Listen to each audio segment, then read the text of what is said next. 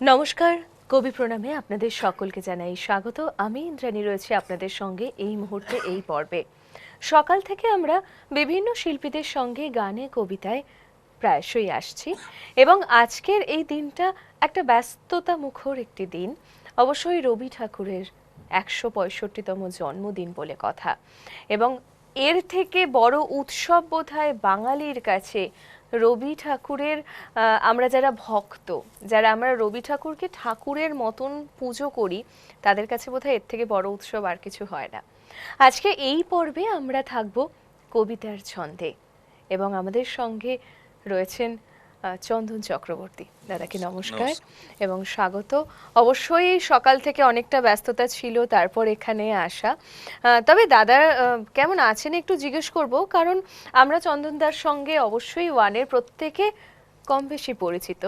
তো একটু কোথাও যেন মনে হচ্ছে হৃদয় ভারী না হলেও মুখে কিছু একটু ভারী ভারী লাগছে। হ্যাঁ, আমি একটু বেসিক্যালি অসুস্থ আছি। আচ্ছা। কারণ এই জায়গাটা আমার দাঁত খুব যন্ত্রণা, ফুলে গেছে। আমি করতাম না, সায়নদা বারবার করেছে বলেই আমি আসলাম। ওই ভালো রবি হবে না, ঠাকুরের টানে, রবি ঠাকুরের কবিতার টানে, বিশেষ করে চ্যানেল ওয়ানের টানে। এবং রবি ঠাকুরের অনুষ্ঠান মিস করা যায় না। রবীন্দ্রনাথ ঠাকুর আমার প্রিয়, সেই জন্য আমি কষ্ট করেও প্রোগ্রাম করতে এসেছি। একদমই। এবং অবশ্যই দাদা যে অবশ্যই অনেক ব্যস্ততা কাটিয়ে তার শরীরের একটা যাই হোক, যে কোনো সমস্যাই হোক, সেইটাকে কাটিয়েও যে এসেছেন এবং আমাদের আজকে কবিতার ছন্দে তিনি ভরিয়ে রাখবেন, তার জন্য দাদাকে সত্যি আগে থেকেই একটা ধন্যবাদ দিতে হয়। একটু ছন্দের মাধ্যমে শুরু করব। কি শুনছি? আমি এখন করব পরিচয় কবিতাটি।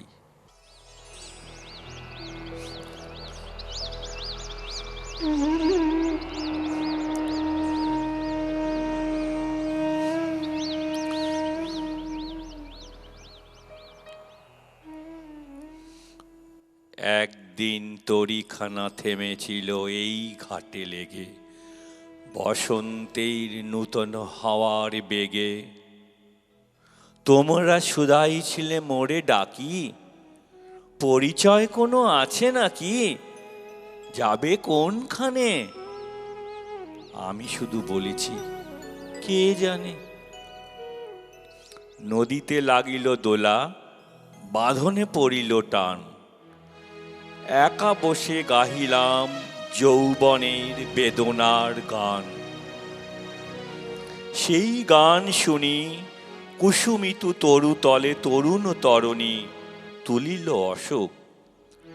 মোর হাতে দিয়ে তারা কহিল, এ আমাদেরই লোক, আর কিছু নয়।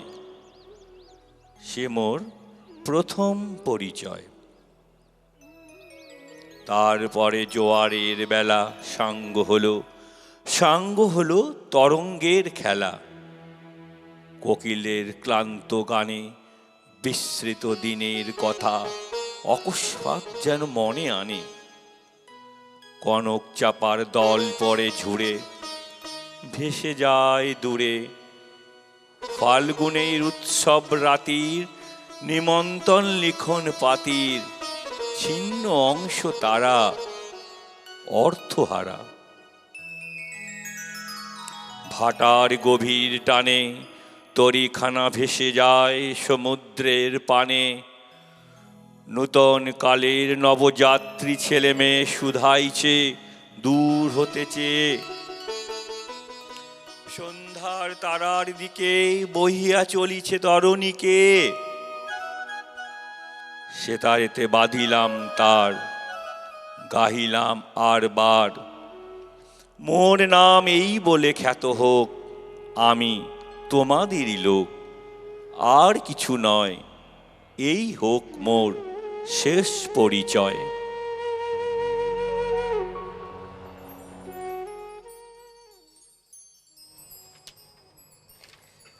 মোর নাম এই বলে খ্যাত হোক, আমি তোমাদেরই লোক। এর থেকে বড় পরিচয় আর সত্যি তার কিছু নেই। তিনি সবার, ছোট থেকে বড়, ৮ থেকে ৮০ যেমন সবার, ঠিক সেরকমই যারা রবীন্দ্র বোদ্ধা তাদেরও যেমন, যারা রবীন্দ্র বোদ্ধা নন তাদেরও তেমন। রবি ঠাকুর সবার, আর সেই জন্যই তো উদযাপনে আমরা আসি আপনাদের সঙ্গে চ্যানেল ওয়ানে কবি প্রণামে।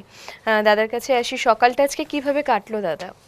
সকালবেলা আমি ঘুম থেকে উঠে টিভি চালালাম, কিছু রবীন্দ্রসঙ্গীত শুনলাম। আমার বাড়িতে মোবাইলে এই সমস্ত রবীন্দ্রসঙ্গীতগুলি অ্যাভেলেবেল থাকে, সেগুলি শুনলাম। শুনে ভাত টাত একটু বিশ্রাম করলাম। এখন এখানে এসছি 4টা বাজে। এখান থেকে গিয়ে আমি যাব রবীন্দ্র সদনে, 1-2 ঘন্টা কাটিয়ে রবীন্দ্রসঙ্গীত শুনে তারপর বাড়ি যাব। একদম। এবং কোথাও গিয়ে মনে হয় যে এই যেখানে ধরুন রবীন্দ্র উদযাপনটা হয় বেশি, সেই পরিবেশে থাকলেও যেন নিজেরও ভালো লাগে। আমি সত্যি কথা বলবো, ছোটবেলার থেকেই রবীন্দ্রনাথের যে গান বা তার সুর তখন বুঝতাম না কিছু, কিন্তু মনের মধ্যে একটা রেজোন্যান্স দিত। আমি কেন জানি এত ভালো লাগতো। কোনো রবীন্দ্র জয়ন্তী অনুষ্ঠান থাকলে আমি চেষ্টা করতাম পার্টিসিপেট করার, না হলে গিয়ে দেখা। আমরা তো আসামে বড় হয়েছি, আচ্ছা। আসাম লামনিংশরে খুব রবীন্দ্র জয়ন্তী পালন হতো আগেকার দিনে। এখন হয় কিনা জানি না, আমার বহু 94-এ চলে এসেছি। তখন পাড়ায় পাড়ায় হতো, ক্লাবে ক্লাবে হতো, আমরা দেখতে যেতাম, শুনতাম, মাঝে মাঝে পার্টিসিপেট করতাম। তখন থেকে একটা মনে স্কুলে বড় করে রবীন্দ্র জয়ন্তী হতো, বেশ জমজমাট করে। তো সেই দিক থেকে আমার রবীন্দ্র অনুভবে রবীন্দ্রনাথ আমার মধ্যে কীভাবে একটা অজান্তে একটা হৃদয়ের মণিকোঠা একটা স্থান করে নিয়েছে। ওনাকে ছাড়া মানে আমার জীবনটাই যেন মনে হয় যেন কিছু বাকি রয়ে গেল, পরিপূর্ণতা লাভ করল না। একদমই। এবং প্রায় প্রতিটা দিনেই বোধহয় কোথাও একটা গিয়ে মনে হয় যে নাহলে ইনকমপ্লিট থেকে যাচ্ছে। আর বিশেষ করে রবীন্দ্রনাথে তো আগে বুঝতাম না, এখন লেখাগুলো বুঝি, কিছুটা বুঝি, তা পুরো বুঝি কিনা নিয়ে বলতে পারি না। আর দ্বিতীয় কথা হলো রবীন্দ্রনাথের প্রবন্ধটা আমি খুব পড়ি, অনেক কিছু জানা যায়। সত্যি কথা, এই যে কবিতাটা পরিচয়, এখানে বলতে চেয়েছে যে পরিচয় কোনো আছে নাকি যাবে কোনখানে। একজন যাইছে, তরি বেয়ে যাইছে, উনি বলছেন কে জানে। মানে উনি কোন দিকে যাইছেন? সমুদ্রের দিকে যাইছেন, মানে মুক্তির দিকে, কর্মর মাধ্যমে, সেবার মাধ্যমে, ত্যাগের মাধ্যমে। সেই মুক্তির মাধ্যমে কিন্তু পরে দিয়ে বলল, সন্ধ্যার তারার দিকে বইয়া চলেছে তরুণীকে, সেতারেতে বাঁধিলাম তার। তারপরে সবাই বলল আমি তোমাদেরই লোক, যারা ওই তীর্থপথের যাত্রী তার দলেরই আমরা। একদমই। এরপর কি শুনছি দাদা? এরপর করব শঙ্খ।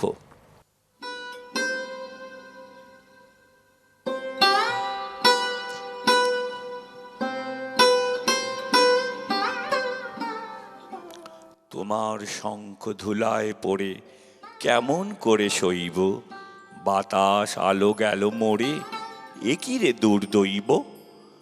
লড়বে কে আয় ধ্বজাবে, গান আছে যার উঠ না গিয়ে, চলবি যারা চল রে ধে, আয় না রে নিঃশঙ্ক।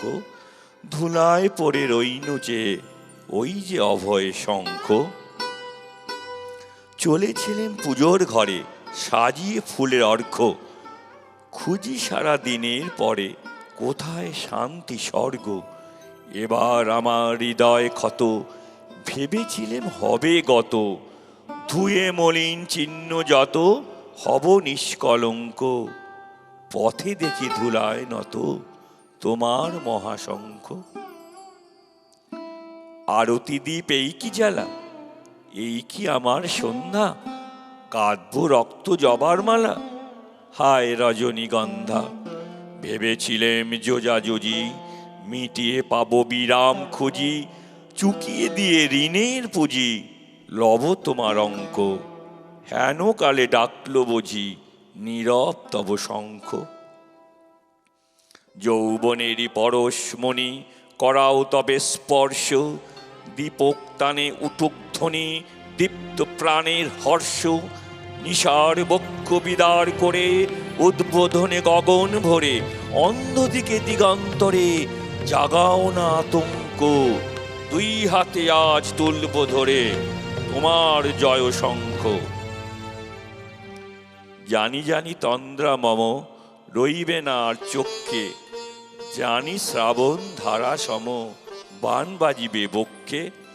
কেউ বা ছুটে আসবে পাশে, কাঁদবে বা কেউ দীর্ঘ শ্বাসে, দুঃস্বপনে কাব্যে ত্রাসে সুপ্তির পর জঙ্ক। বাজবে যে আজ মহল্লসে তোমার মহাশঙ্খ। তোমার কাছে আরাম চেয়ে পেলেম শুধু লজ্জা, এবার সকল অঙ্গ ছেড়ে পড়াও রণসজ্জা। ব্যাঘাত আসুক নব নব, আঘাতকে অচল রব, পক্ষে আমার দুঃখে তব বাজবে জয়ডঙ্ক, দেব সকল শক্তি লভ অভয়ে তব শঙ্খ।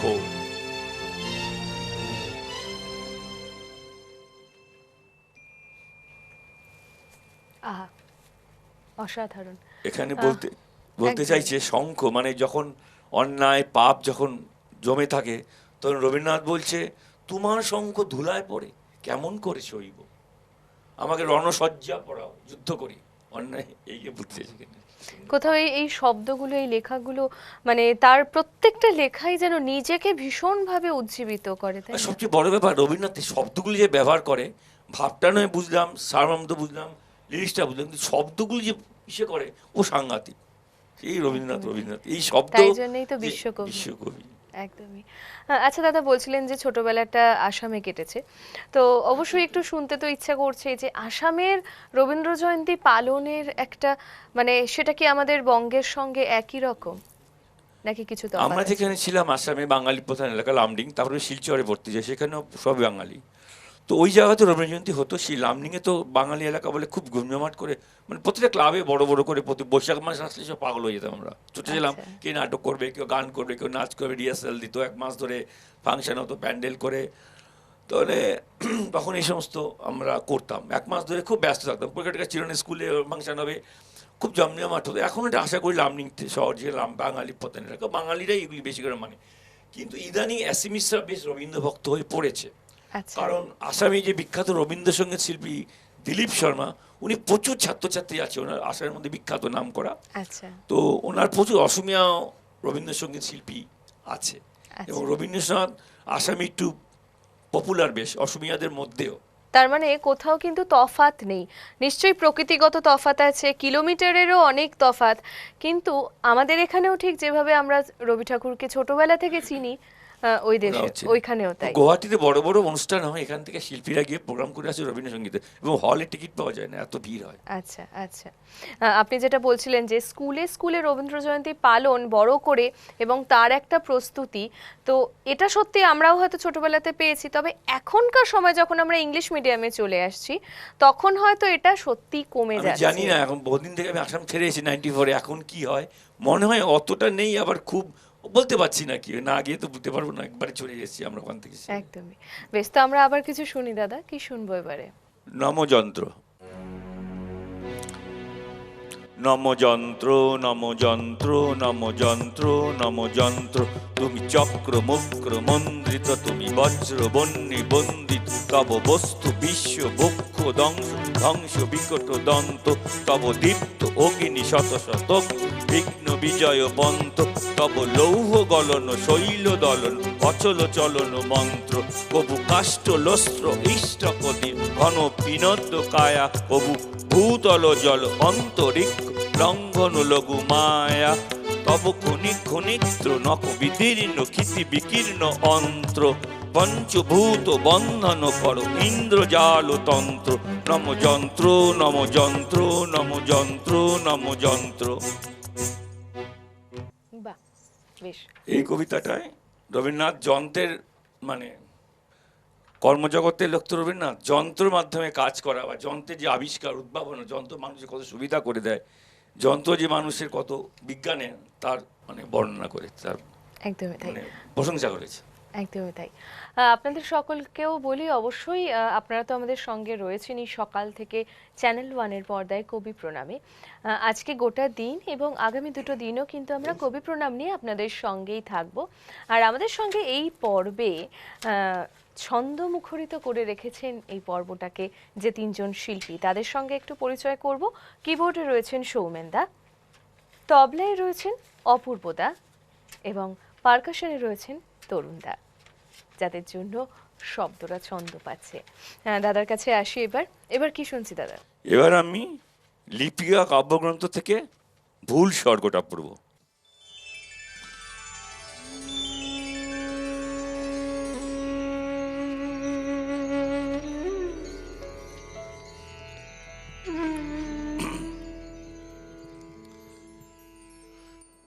লোকটি নেহাত বেকার ছিল, তার কোনো কাজ ছিল না, কেবল শখ ছিল নানা রকমের। ছোট ছোট কাঠের চৌকোয় মাটি ঢেলে তার উপর এসে ছোট ছোট ঝিনুক সাজাতো। দূর থেকে মনে হতো যেন একটা এলোমেলো ভাব ছবি, তার মধ্যে পাখির ঝাঁক কিংবা এবড়ো খেবড়ো মাঠ, সেখানে গরু চড়ছে কিংবা উঁচু নিচু পাহাড়, তার গা দিয়ে ওঠা বুঝি ঝর্ণা হবে কিংবা পায়ে চলার পথ। বাড়ির লোকের কাছে তার লাঞ্ছনার সীমা ছিল না। মাঝে মাঝে পণ করত পাগলামি ছেড়ে দেবে, কিন্তু পাগলামি তাকে ছাড়তো না। কোনো কোনো ছেলে আছে সারা বছর পড়ায় ফাঁকি দেয়, অথচ পরীক্ষায় খামোকা পাস করে ফেলে। এর সেই দশা হলো। সমস্ত জীবনটা অকাজে গেল, অথচ মৃত্যুর পরে খবর পেলে যে তার স্বর্গে যাওয়া মঞ্জুর। কিন্তু নিয়তি স্বর্গের পথেও মানুষের সঙ্গ ছাড়ে না। দুধগুলো মার্কা ভুল করে তাকে কেজিও লোকের স্বর্গে রেখে এলো। এই স্বর্গে সবই আছে, কেবল অবকাশ নেই। এখানে পুরুষরা বলছে হাঁপ ছাড়বার সময় কোথা, মেয়েরা বলছে চললুম ভাই, কাজ রয়ে গেছে পরে। সবাই বলে সময়ের মূল্য আছে, কেউ বলে না সময় অমূল্য। আর তো পারা যায় না বলে সবাই আক্ষেপ করে আর ভারী খুশি হয়। খেটে খেটে হয়রান হলুম, এই নালিশটাই সেখানকার সঙ্গীত। এ বেচারা কোথাও ফাঁক পায় না, কোথায় খাপ খায় না, রাস্তায় অন্যমনস্ক হয়ে চলে, তাতে ব্যস্ত লোকের পথ আটক করে। চাদরটি পেতে যেখানেই আরাম করে বসতে চায়, শুনতে পায় সেখানেই ফসলের ক্ষেত বীজ পোতা হয়ে গেছে, কেবলই উঠে যেতে হয়, সরে যেতে হয়। ভারী এক ব্যস্ত মেয়ে স্বর্গের উৎস থেকে রোজ জল নিতে আসে। পথের উপর দিয়ে সে চলে যায় যেন সেতারের দ্রুত তালের গতির মতো। তাড়াতাড়ি সে এলো, খোপা বেঁধে নিয়েছে। তবে দু চারটি দুরন্ত অলোক কপালের উপর ঝুঁকে পড়ে তার চোখের কালো তারা দেখবে বলে উকি মারছে। স্বর্গীয়র বেকার মানুষটি এক পাশে দাঁড়িয়েছিল, চঞ্চল ঝর্ণার ধারে তমাল গাছটির মতো স্থির। জানালা থেকে ভিক্ষুককে দেখে যেমন রাজকন্যার দয়া হয়, একে দেখে মেয়েটিরও তেমনি দয়া হলো। আহা, তোমার কাজে বুঝি কাজ নেই? নিঃশ্বাস ছেড়ে বেকার বলল, কাজ করব তা সময় নেই। মেয়েটি ওর কথা কিছুই বুঝতে পারলেন না, বললে, আমার হাত থেকে কিছু কাজ নিতে চাও? বেকার বললে, তোমার হাত থেকে কাজ নেব বলে দাঁড়িয়ে আছি। কি কাজ দেব? তুমি যে ঘোড়া কাঁখে করে জল তুলে নিয়ে যাও, তারই একটি যদি আমাকে দিতে পারো। ঘোড়া নিয়ে কি হবে? জল তুলবে? না, আমি তার গায়ে চিত্র করব। মেয়েটি বিরক্ত হয়ে বলল, আমার সময় নেই, আমি চললুম। কিন্তু বেকার লোকের সঙ্গে কাজের লোক পারবে কেন? রোজ ওদের উৎসতলায় দেখা হয়, আর রোজ সে একই কথা, তোমার কাখের একটি ঘোড়া দাও, তাতে চিত্র করব। হার মানতে হলো, ঘোড়া দিলে। সেইটিকে ঘিরে ঘিরে বেকার আঁকতে লাগলো কত রঙের পাক, কত রেখার ঘের। আঁকা শেষ হলে মেয়েটি ঘোড়া তুলে ধরে ঘুরি ঘুরি দেখলে, ভুরু বাঁকিয়ে জিজ্ঞেস করলো, এর মানে? বেকার লোকটি বললে, এর কোনো মানে নেই। ঘোড়া নিয়ে মেয়েটি বাড়ি গেল। সবার চোখের আড়ালে বসে সেটিকে নানা আলোতে নানা রকম হেলিয়ে ঘুরিয়ে দেখলে। রাত্রে থেকে থেকে বিছানা ছেড়ে উঠে দীপ জেলে চুপ করে বসে সেই চিত্রটা দেখতে লাগলো। তার বয়সে এই সে প্রথম এমন কিছু দেখেছে যার কোনো মানে নেই। তারপর পরদিন যখন সে উৎসথালা এলো, তখন তার দুটি পায়ের ব্যস্ততায় একটু যেন বাধা পড়েছে। পা দুটি যেন চলতে চলতে আনমনা হয়ে ভাবছে, যা ভাবছে তার কোনো মানে নেই। সেদিন বেকার মানুষ এক পাশে দাঁড়িয়ে, মেয়েটি বললে, কি চাও?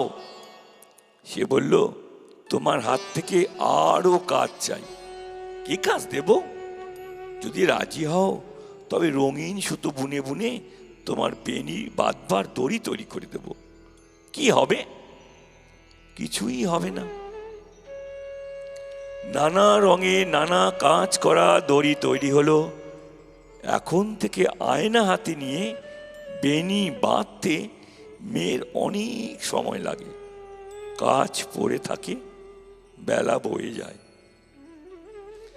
এদিকে দেখতে দেখতে কেজো লোকের কাজের মধ্যে বড় ফাঁক পড়তে লাগলো। কান্নায় আর গানে সেই ফাঁক ভরে উঠল। স্বর্গীয় প্রবীণ বড় চিন্তিত হলো। সভা ডাকলে। তারা বললে, এখানকার ইতিহাসে কখনো এমন ঘটেনি। স্বর্গের দূত এসে অপরাধ স্বীকার করলো।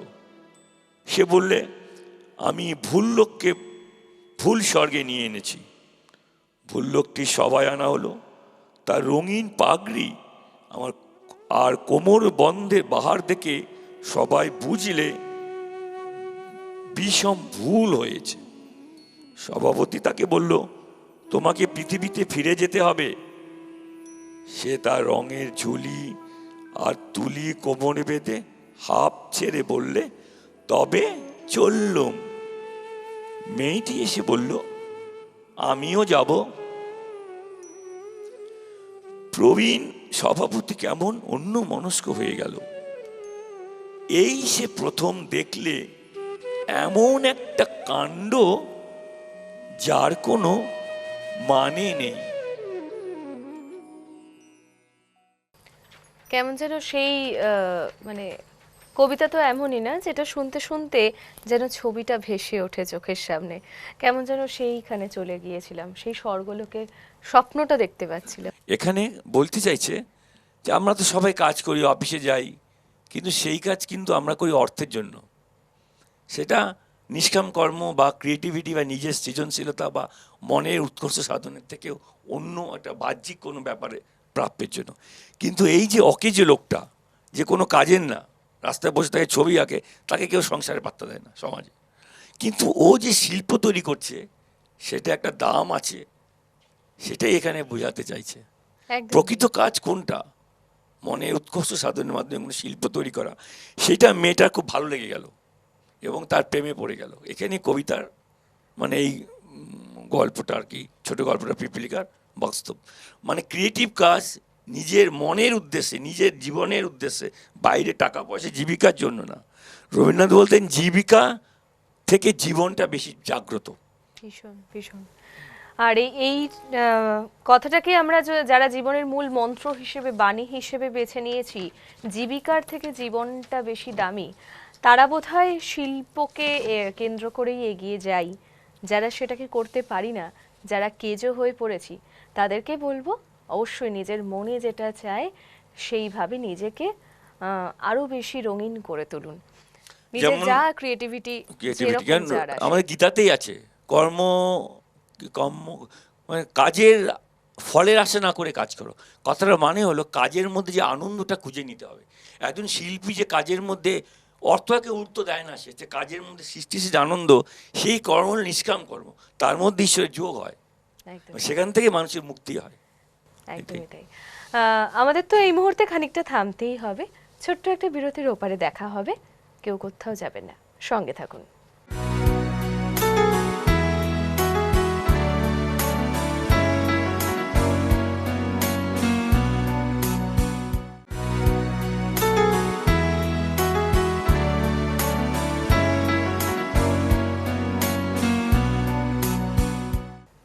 ফিরে এলাম বিরতির পর। কবি প্রণামে আজকে রয়েছে চন্দন দাস সঙ্গে এই পর্বে কবিতায় ছন্দে। আর সময় তো বিকেলের দিকে গড়াচ্ছে, যতই বিকেলের দিকে গড়াচ্ছে ততই বাড়িতে বাড়িতে প্রস্তুতি চলছে কি, সবার ক্ষেত্রে হয়তো নয়, একটা বয়সের ক্ষেত্রে এটা হয়ে থাকে এবং বিশেষ করে ছেলেদের তুলনায় মেয়েদের বেশি হয়ে থাকে বাড়িতে বাড়িতে। মানে মেয়েরা কেউ নৃত্যনাট্যের সঙ্গে যুক্ত, বা কেউ নাচে, মানে কারো নাচের অনুষ্ঠান আছে, কারো গানের অনুষ্ঠান আছে, তুলনায় ছেলেদের ক্ষেত্রে সেটা সেটা কম হয় বাঙালি বাড়িতে প্রথম দিকে। তারপর তো যদি কারো পছন্দ থাকে, ভালো লাগা থাকে, তারা সেই দিকে, গানের দিকে বা কবিতার দিকে এগোন।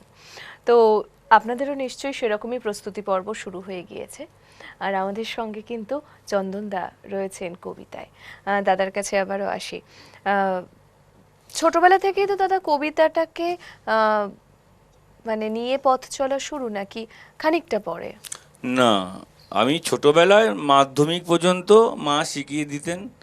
বিভিন্ন পাড়ায় ফাংশন টাংশনে কম্পিটিশানে প্রাইজটা কোনোবার পেয়েছি, কোনোবার পাইনি। বেশ একটা স্কুলে পড়তাম, বাড়িতে থাকতাম, পড়তাম, করতাম। আমি প্রতি বছর পার্টিসিপেট করতাম, প্রাইজ পেতাম, মোটামুটি নামও ছিল ছোটোবেলায়। তারপরে তো আমি উচ্চ মাধ্যমিক পাস করার পর উচ্চ মাধ্যমিক পড়তে শিলচর চলে যাই। ওখানে হোস্টেলে উচ্চ মাধ্যমিক সায়েন্সের প্রচণ্ড পড়ার চাপ, বন্ধ হয়ে যায়। তারপর 4 বছর এনআইটি শিলচরে মেকানিক্যাল ইঞ্জিনিয়ারিং করতে, সেখানে তো একেবারেই বন্ধ হয়ে যায়। তারপর চাকরি করতে ব্যাঙ্গালোরে যাই, সেখানে তো একদম বন্ধ। আবার যখন কলকাতায় এই 2004 থেকে যখন ওয়েস্ট বেঙ্গল গভর্নমেন্টের চাকরিটা পেয়েছি, তখন থেকে টাইম পাওয়ার জন্য আবার নতুন করে শুরু করেছি। মানে সাংঘাতিক, মানে দাদার পড়াশুনো, মানে আপব্রিঙ্গিং সেকশনটা, পড়াশুনোর সময়টা, তারপরে কেরিয়ার যখন মানে একদম শুরু করবেন, সেই মুহূর্তটাতে একেবারেই কবিতা ছন্দ কিছুই ছিল না। তারপরে আবারও তাকে ফিরিয়ে আনা। ভালো হয়েছে, আমার অভিজ্ঞতা হয়েছে বিভিন্ন জায়গায়। একটা লোক কি করে জীবনে, যে কোনো একটা চাকরি করে, সরকারি চাকরি সরকারি সারা জীবন করলো, প্রাইভেটে করলো। খুব কম লোকেরই সুযোগ পায় সরকারি চাকরিও করার অভিজ্ঞতা, প্রাইভেট কোম্পানি করো। প্রাইভেট কোম্পানি বড় বড় টাটা বিড়লা দূরতে করেছি, টাটা মোটরস আর হিন্দুস্তান মোটর। মানে আমার জীবনে, চাকরি জীবনে অনেক অভিজ্ঞতা হয়ে গেছে। আচ্ছা, এবং আমি তো মানে শুনে মনে হচ্ছে সেই যান্ত্রিক একটা জগৎ থেকে একেবারে অন্য একটা জগতে যান্ত্রিক আসা। জগৎটাই আমাকে এত মানসিকভাবে যে ভেঙে ফেলেছিল, তারপর এটাতে আরো বেশি করে অ্যাট্রাকশন আনলো এই রবীন্দ্রনাথের লেখা। বা ভালোবাসা থাকলে সত্যি আবার ফিরে আনা যায়। দাদাকে শুনে কিন্তু মানে শেখার আছে, সত্যি শেখার আছে। আমি এখন রবীন্দ্রনাথ ঠাকুর নজরুলকে, কাজী নজরুল ইসলামকে যে চিঠি একটা লিখেছিলেন, সেই চিঠিটা আমি পড়ছি। কারণ আমরা জানি দুজনের মধ্যে খুব ভালো সম্পর্ক ছিল। দুইজনেই ঋষি, একজন আরেকজনকে চিনেছিলেন, দুই মহাপুরুষকে, একজন আরেকজনকে। সেই জন্যই খুবই বন্ধুত্ব ছিলেন। সেই হিসাবে চিঠি লিখেছিলেন, সেটা আমি পড়ছি। অনেক দিন পরে তোমার সাড়া পেয়ে মন খুব খুশি হলো। কিছু দাবি করেছো, তোমার দাবি অস্বীকার করা আমার পক্ষে কঠিন, আমার মুশকিল। এই 75-এ পড়তে তোমার অনেক দেরি। সেই কারণেই আমার শীর্ণ শক্তি এবং জীর্ণ দেহের পরে তোমার কোনো দরদ নেই। কোনো মন্ত্র বলে বয়স বদল করতে পারলে তোমার শিক্ষা হতো। কিন্তু মহাভারতের যুগ অনেক দূরে চলে গিয়েছে। এখন দেহে মনে মানব সমাজকে চলতে হয় সায়েন্সের সীমানা বাঁচিয়ে। এই প্রাচীন কবি তোমার কাছে আর কিছু না হোক করুণা দাবি করতে পারে। অকিঞ্চনের কাছে প্রার্থনা করে তাকে লজ্জা দিও না। এই নতুন যুগে যে সকল যাত্রী সাহিত্য তীর্থে যাত্রা করবে, পাথেয় তাদের নিজেদের ভেতর থেকেই সংগ্রহ করতে হবে। শুনেছি বর্ধমান অঞ্চলে তোমার জন্ম, আমরা থাকি তার পাশের জেলায়।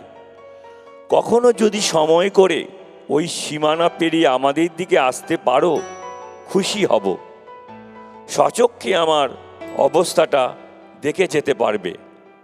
রবীন্দ্রনাথ ঠাকুর।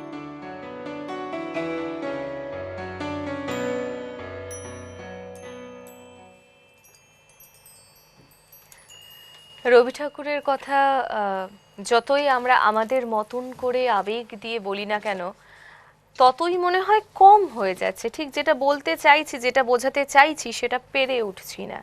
ঠিক সেরকমই তার প্রতিকৃতির দিকে যখন আমরা তাকাই, রবি ঠাকুরের যে কোনো ছবি হোক বা কাজী নজরুল ইসলামেরও যে কোনো ছবির দিকে যখন তাকাই, চোখের দিকে দেখলেই মনে হয় যেন কোথাও একটা হারিয়ে যাচ্ছে। এটা দুই কবির ক্ষেত্রেই এটা হয়ে থাকে। কারণ রবীন্দ্রনাথ, নজরুল, স্বামী বিবেকানন্দ, অভয়ানন্দ আর ঠাকুর রামকৃষ্ণের যে পার্শ্ববর্তী ছিলেন, ওনারা কোন জগতে মশাই বলছি, আমাদের সাধারণ মানুষ না কিছু কিছু কিছু ঘাটতি থাকে আমাদের। যেন আমরা পুরুষ, পূর্ণাঙ্গ পুরুষ না, আধা পুরুষ, একটা নারী অল্পটুকু নারীত্ব কম আছে। এটা হলো পরিপূর্ণতা, মানে পূর্ণ শক্তিটা ওদের মধ্যে আছে, কোনো আসক্তি নেই। এতে কি হচ্ছে, এরা চোখের দৃষ্টি খুলে যায়, তার জগৎকে অন্যভাবে দেখে। রবীন্দ্রনাথ বলছে সাধারণ মানুষের চোখে একটা টুলি পড়ানো থাকে, সে উল্টো দেখে, কিন্তু ওদের চোখে দৃষ্টি খুলে যায় জ্ঞানের মাধ্যমে বা কর্মের মাধ্যমে, কষ্টের মাধ্যমে। সেই জন্য রবীন্দ্রনাথ বলছে, দুঃখকে আজ কঠিন বেগে জড়িয়ে ধরতে বুকের মাঝে হৃদয় ছুটেছে। এই দুঃখ না পেলে, কষ্ট না পেলে চোখের দৃষ্টি খোলে না। একদমই তাই। এবং সত্যি কথাই, মানে তাদের দিকে তাকালে, চোখের দিকে তাকালে যেন মনে হচ্ছে যে তিনি আমার অন্তরটাকে দেখতে পাচ্ছেন। এটা হয়, দেখবেন আপনার আশপাশেও যদি এখন এই মুহূর্তে রবি ঠাকুরের বাড়িতে কোথাও ছবি থাকে, বা আপনি যদি বা কাজী নজরুল ইসলামের ছবির দিকে, বা দাদা যেটা বললেন স্বামী বিবেকানন্দের চোখের দিকে যদি তাকান না, মনে হবে যেন তিনি আমার হৃদয়টাকে দেখতে পাচ্ছেন। তার কাছে সবটা সমর্পণ করা যায়, তারই কাছে যায় সমস্তটা সমর্পণ করা। এ একটা অদ্ভুত আবেগ। এই আবেগের কোনো ভাষা হয় না। এই আবেগের সঙ্গে শুধু কারোর ক্ষেত্রে হয়তো চোখের জলটা মিশে যায়, কারোর ক্ষেত্রে সেটা সৃষ্টি হয়, কিছু সৃষ্টি হয়। দাদার কাছে আসবো এবার। আবার কি শুনছি দাদা? এইবার করব কবিতা আষাঢ়। নীল নব ঘনে আষাঢ় গগনে, তিল ঠাই আর নাহি রে, ওগো আজ তোরা যাসনে ঘরের বাহিরে। বাদলের ধারা ঝড়ে ঝড়ো ঝড়ো, আউশের ক্ষেত জলে ভরো ভরো, কালি মাখা মেঘে ওপারে আধার, ঘনিয়েছে দেখ চাহিরে, ওগো আজ তোরা যাসনে ঘরের বাহিরে। ওই ডাকে শোনো ধেনু ঘন ঘন, ধবলিরে আনো গোহালে, এখনই আঁধার হবে বেলাটুকু পোহালে। দুয়ারে দাঁড়ায়ে ওগো দেখ দেখি, মাঠে গেছে যারা তারা ফিরিছে কি। রাখাল বালক কি জানি কোথায়, সারাদিন আজি খোয়ালে, এখনই আধার হবে বেলাটুকু পোহালে। শোনো শোনো ওই পারে যাবে বলে, কে ডাকিছে বুঝি মাঝিরে, খেয়া পাড়া পার বন্ধ হয়েছে আজিরে। পূবে হাওয়া বয় কুলে নেই কেউ, দুকুল বহিয়া উঠে পড়ে ঢেউ, দর দর বেগে জলে পড়ি জল, ছলো ছলো উঠে বাজিরে, খেয়া পাড়া পার বন্ধ হয়েছে আজিরে। ও গো আজ তোরা যাসনে গো, তোরা যাসনে ঘরের বাহিরে। আকাশ আধার বেলা বেশি আর নাহি রে, ঝড়ো ঝড়ো ধারে ভিজিবে নিচল, ঘাটে যেতে পথ হয়েছে পিছল, ওই বেনু বন দুলে ঘন ঘন, পথ পাশে দেখো চাইরে, ওগো আজ তোরা যাসনে ঘরের বাহিরে। ওগো আজ তোরা যাসনে ঘরের বাহিরে। আমাদের আমাদের এখনকার এই ঋতুর এত কমপ্লিকেটেড একটা ঋতুর সময়, যে কখন বর্ষা, কখন বৈশাখ, কালবৈশাখীটা হয়ে গেল চৈত্রের সময়তে, একটা মিশ্র একটা প্রতিক্রিয়া প্রকৃতির ক্ষেত্রে।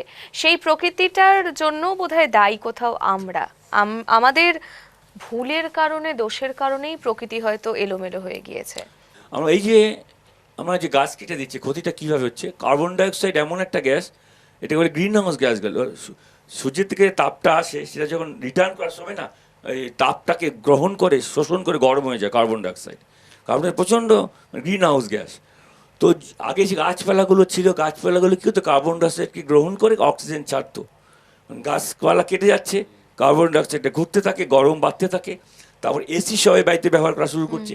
এসিতে কি হয়, ঘরের যে তাপটা বাইরে বের করে দেয়, প্লাস ইলেকট্রিক্যাল লোড যোগ হয়, দুটো যোগ হয়ে এতগুলি তাপ বাইরে ফেলছে, এতে গরম টেম্পারেচার বেড়ে যাচ্ছে। যত এসি চলবে ওই জায়গার টেম্পারেচার বেড়ে থাকবে, ভিতরটা ঠান্ডা কিন্তু বাইরে থেকে তার থেকে বেশি গরম।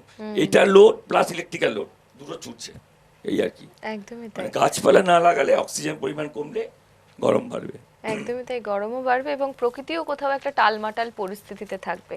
ঠিক এই বছরে ঠিক যেরকমটা চৈত্রের সময় আমরা জানি যে চৈত্রের প্রখর দহন, সেটা এবার ঠিক ছিল না, কারণ এবার কালবৈশাখীটা চৈত্র বৈশাখী হয়ে গেছিল আর কি। তো যাই হোক, এই সব কিছু মিলিয়েই কিন্তু 9th মে রবি ঠাকুর এসেছেন আমাদের কাছে, এবং আমরা সকাল থেকে 165তম জন্মশতবার্ষিকী উদযাপন করছি গানে এবং কবিতায়। দাদার কাছে আবারও আসি, একটু ছন্দে ফিরবো। কি শুনবো দাদা? আগমন কবিতাটা। বেশ। রবীন্দ্রনাথ ঠাকুর চিরদিন থাকবে, অমর, কারণ নিশ্চিত ওদের বাণী চিরন্তন। যেমন মহাভারত রামায়ণ লিখেছিলেন কবি বাল্মীকি আর এই ব্যাসদেব, সেই রকম রবীন্দ্রনাথ কবিতা নজরুলের লেখা চিরস্থায়ী, বছরের পর বছর, হাজার হাজার বছর ধরে থাকবে। আগমন। তখন রাত্রি আঁধার হলো, সাঙ্গ হলো কাজ, আমরা মনে ভেবেছিলেম আসবে না কেউ আজ। মোদের গ্রামে দুয়ার যত, রুদ্ধ হলো রাতের মতো, দু একজনে বলেছিল আসবে মহারাজ, আমরা এসে বলেছিলেম আসবে না কেউ আজ। দ্বারে যেন আঘাত হলো, শুনেছিলেম সবে, আমরা তখন বলেছিলেম বাতাস বুঝি হবে। নিবিয়ে প্রদীপ ঘরে ঘরে, শুয়েছিলেম আলস ভরে, দু একজনে বলেছিল দূত এলো বা তবে, আমরা হেসে বলেছিলেম বাতাস বুঝি হবে। নিশীথ রাতে শোনা গেল কিসের যেন ধ্বনি, ঘুমের ঘোরে ভেবেছিলেন মেঘের গরজনি, ক্ষণে ক্ষণে চেতন করি কাঁপল ধরা হরহরি, দুই একজনে বলেছিল চাকারও ঝনঝনি, ঘুমের ঘোরে কহি মোরা মেঘের গরজনি। তখনও রাত আধার আছে, বেজে উঠল ভেরি, কে ফুকারে জাগো সবাই আর করো না দেরি। বক্ষ পরে দুহাত চেপে আমরা ভয়ে উঠি কেঁপে, দু একজনে কহে কানে রাজার ধ্বজা এরি, আমরা জেগে উঠে বলি আর তবে নয় দেরি। কোথায় আলো, কোথায় মাল্য, কোথায় আয়োজন, রাজা আমার দেশে এলো, কোথায় সিংহাসন। হায় রে ভাগ্য, হায় রে লজ্জা, কোথায় সভা, কোথায় সজ্জা। দুই একজনে কহে কানে বৃথায় ক্রন্দন, রিক্ত করে শূন্য ঘরে করো অভ্যর্থন। ওরে দুয়ার খুলে দে রে, বাজা শঙ্খ বাজা, গভীর রাতে এসেছে আজ আধার ঘরের রাজা। বজ্র ডাকে শূন্য তলে, বিদ্যুতের ঝিলিক ঝলে, ছিন্ন শয়ন টেনে এনে আঙিনা তোর সাজা। ঝড়ের সাথে হঠাৎ এলো দুঃখ রাতের রাজা। অসাধারণ, সকলের জন্য অসাধারণ। সৌমেনদা, অপূর্বদা, তরুণদা, সত্যি বড় ভালো। এমন কি বলবো, এমন সঙ্গত না থাকলে এতটা ভালো লাগা তৈরি হতো না। হ্যাঁ, ব্যাপারটা হচ্ছে এত সুন্দর মিউজিক অপূর্বতা এবং ওনারা করলেন, তা আমারও মনে বেশ জোর পেয়ে গেছে, আরো ভালো হয়ে গেল। একদমই তাই। দাদার সঙ্গে মানে এখানে বসে আজকে এই প্রথম আলাপে এত ভালো লাগলো, এবং তার কর্মজগতের যে একটা গাম্ভীর্যতা বা একটা ব্যস্ততা বা একটা কি বলবো, অনেকটা একটা কঠিন একটা সেকশনে, একটা জনারে তিনি রয়েছেন, যেটাকে আমরা সাধারণ মানুষরা বলি বাবা বেশ গুরুগম্ভীর একটা ব্যাপার, সেখান থেকে তিনি মানুষটা একেবারে আলাদা লাগছে। এবং তার কবিতা মানে এত হৃদয় থেকে, সত্যি বলছি খুব ভালো লাগছে।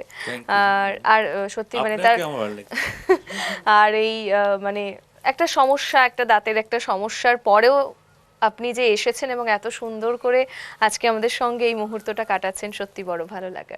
এরপর কি শুনবো দাদা? এবার নববর্ষা, এটা লাস্ট কবিতা। হ্যাঁ, আচ্ছা।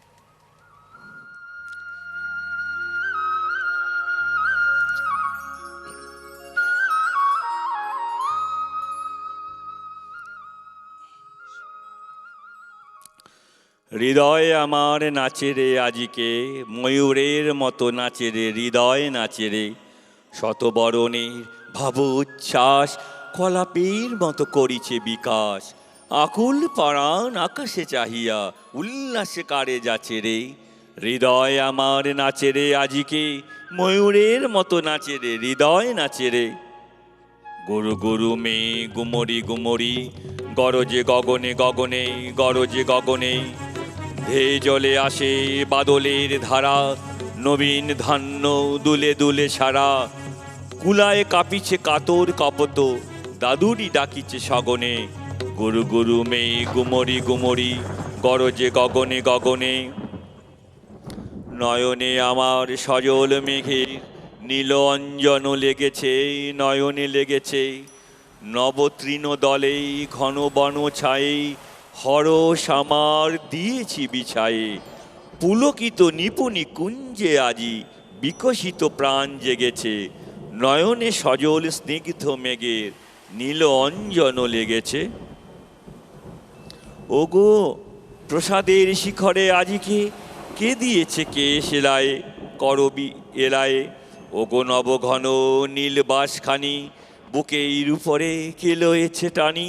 তরিতে শিকার চকিত আলোকে, ওগো কে ফিরেছে খেলায়। ওগো প্রাসাদের শিখরে আজিকে, কে দিয়েছে কে সেলায়। ওগো নদী কূলে তীর তিন দলে, কে বসে অমল বসনে শ্যামল বসনে। সুদূর গগনে কাহার এসে চায়, ঘাট ছেড়ে ঘর কোথা ভেসে যায়। নবমালতীর কচি দলগুলি আনমনে কাটে দশনে। ওগো নদী কূলে তীর তিন দলে, কে বসে শ্যামল বসনে।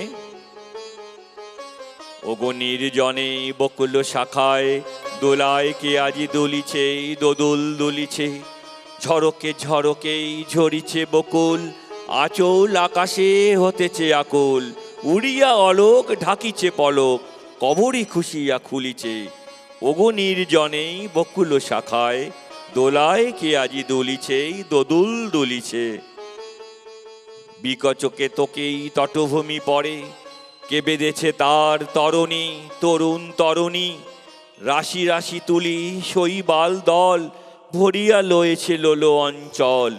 বাদল রাগিনী সজল নয়নে, গাহিছে পরাণ হরণী। বিকচকে তবি তটভূমি পুরে, বেঁধেছে তরুণ তরুণী। হৃদয়ে আমার নাচে রে আজিকে, ময়ূরের মতো নাচে রে, হৃদয়ে নাচে রে। ঝড়ে ঘন দ্বারা গণপল্লবে, কাঁপিছে কানন ঝিল্লির রবে। তীর ছাপে নদী কল কল্লোলে, এলো পল্লীর কাছে রে। হৃদয় আমার নাচে রে আজিকে, ময়ূরের মতো নাচে রে, হৃদয় নাচে রে।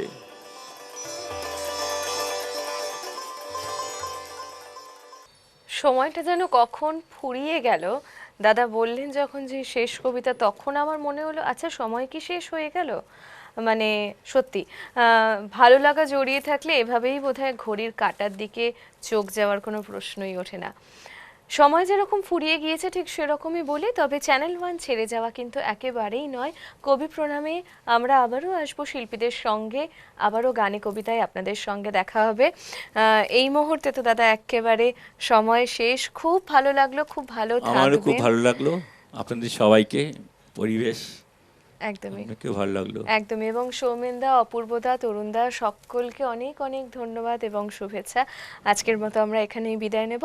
ভীষণ ভালো থাকবেন। আমি শুভেচ্ছা জানাই আপনাকে, সৌমেনদাকে, অপূর্বদাকে, ওনাকে এবং তরুণদা এবং সমস্ত ক্যামেরাম্যান, ইলেকট্রিশিয়ান এবং পিসিআর এমসিআর সমস্ত, এবং সর্বোপরি সমস্ত দর্শককে একদমই 25 বৈশাখের শুভ রাবীন্দ্রিক শুভেচ্ছা জানাই। বেশ, খুব ভালো থাকবেন। আজকের মতো এখনকার মতো আমরা এখানেই বিদায় নেব। নমস্কার।